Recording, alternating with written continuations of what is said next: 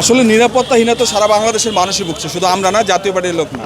এখানে দেখেন 5ই আগস্ট যে বৈষম্যের বিরুদ্ধে যে আন্দোলন হয়েছে, সেই আন্দোলন হওয়ার পর আমরা একটা বৈষম্য মুক্ত বাংলাদেশ চেয়েছিলাম। কিন্তু আমরা দেখছি কি কতিপয় কিছু চিলড্রেন পার্টির লোকজন, এই যে বিকাশ নূর থেকে শুরু করে যারা আছে, এরা রাত দিন 24 ঘন্টা, এই যে আপনারা জানেন, আপনারা মিডিয়া ব্যক্তিত্ব অনেকেই জানেন যে ঢাকা উত্তর সিটি কর্পোরেশন নির্বাচন, সেখানে তারা বলছে যে একজন জঙ্গিকে নিয়োগ দেওয়া হয়েছে, কিন্তু আমরা পরক্ষণে দেখলাম সে একটা ডিউ লেটার দিয়েছিল তার নিজস্ব লোককে নিয়োগ দেওয়ার জন্য, সেটাও সে সেটা আমরা আপনাদের মাধ্যমে আমরা পেয়েছি। তারপরে গতকালকে বরিশালে আমাদের নিরীহ যারা আমাদের মাননীয় চেয়ারম্যানের বাড়িতে হামলার পরে আমাদের নিরীহ জাতীয় পার্টির কর্মীরা তারা মিছিল করেছে, আতঙ্কিতভাবে তারা হামলা করেছে। এরপরে কি হয়েছে, আবার তারা রাত্রে এসে চূড়া করতে হামলা করে আমাদের পার্টি অফিস তারা ভেঙে দিয়েছে। এরপর লালমানিরহাটে আমাদের পার্টি অফিসকে তারা জ্বালিয়ে দিয়েছে।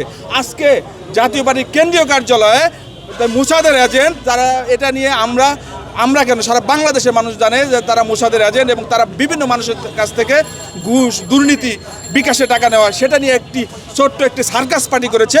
সেই সার্কাস পার্টির নেতারা আজকে জাতীয় পার্টির বিরুদ্ধে তারা বিক্ষোভ করে। কত বড় সাহস তাদের, কত বড় কলিজা তাদের! এটা জাতীয় পার্টির সারা বাংলাদেশের নেতাকর্মীরা কোনোভাবেই মেনে নেবে না, কোনোভাবে মেনে নিতে পারে না। পল্লীবন্ধু হুসেইন মোহাম্মদ এরশাদ, সাবেক সেনাপ্রধান, 9 বছরের সফল রাষ্ট্রনায়ক, 90-এর পর থেকে বাংলাদেশে এমন কোনো ঘটনা ঘটে নাই। আজকে আমাদের জাতীয় পার্টির চেয়ারম্যানের বাড়িতে তারা হামলা করে, আজকে আমাদের পার্টি অফিস বারবার তারা আগুন লাগিয়ে দিয়েছে, আমাদের ইফতার পার্টি করতে দেয় না। এটা কি গণতান্ত্রিক দেশ না?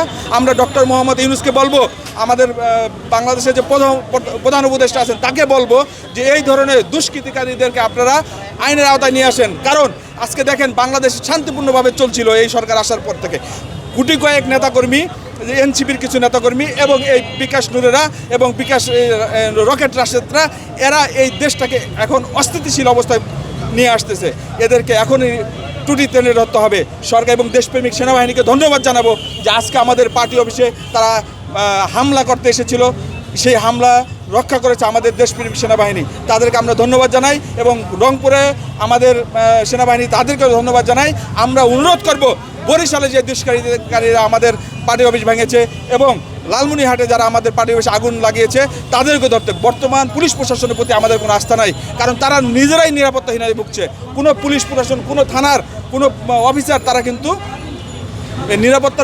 পুলিশ নিরাপত্তার ভয়ে আজকে বের হতে পারছে না। তারা কিছুদিন আগে দেখেছেন ধানমন্ডি থানায় চাঁদাবাজ যারা আছে তাদেরকে ছাড়ানোর জন্য এই এনসিপির লোকজন গিয়ে ছাড়াই নিয়ে আসছে।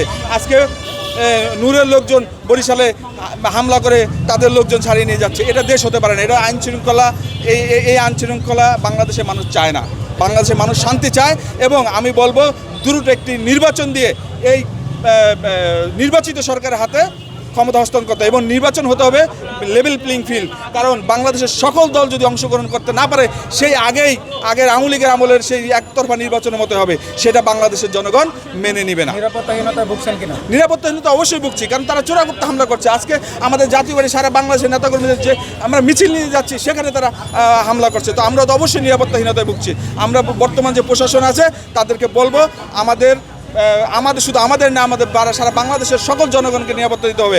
আমাদের চেয়ারম্যান, জাতীয় পার্টির চেয়ারম্যান যেখানে রংপুরে আমাদের জাতীয় পার্টির দুর্গ, সে তার বাড়িতে গিয়েছে, সেখানে তার হামলা করেছে। চেয়ারম্যান যদি নিরাপত্তাহীনতায় ভুগে, আমরা সাধারণ কর্মীরা কী করবো? অবশ্যই আমরা নিরাপত্তাহীনতায় ভুগছি। দুজনের গ্রেফতার, গোলাম মোহাম্মদ কাদের এবং মুজিবুর চন্দ্র গ্রেফতারের দাবি করছেন এবং পাশাপাশি রাজনৈতিক কার্যক্রম নিষিদ্ধের দাবি করছেন গণ অধিকার পরিষদ। কীভাবে দেখছেন? গণ অধিকার পরিষদ কারা? এদেরকে আমরা পাত্তাই দিচ্ছি না। এদের মতো এরা এই নুরুলকে দেখছেন গণভবনে গিয়ে শেখ হাসিনাকে আম্মা বলে ডাকছে, তার মায়ের প্রতিছবি শেখ হাসিনার মধ্যে দেখতে পায়। এরা তো বর্তমানে জীবিত মোস্তাক। এরা হলো মোস্তাক, জীবিত মোস্তাক। কারণ এরা শেখ হাসিনার পায়ে ধরে বিপি নূর, আপনারা সবাই জানেন, গিয়েছে। আজকে যখন মজা পাচ্ছে, আজকে যখন এখন বিরোধী দল ছাড়ছে, জাতীয় পার্টির সর্বপ্রথম সংসদে জিএম কাদের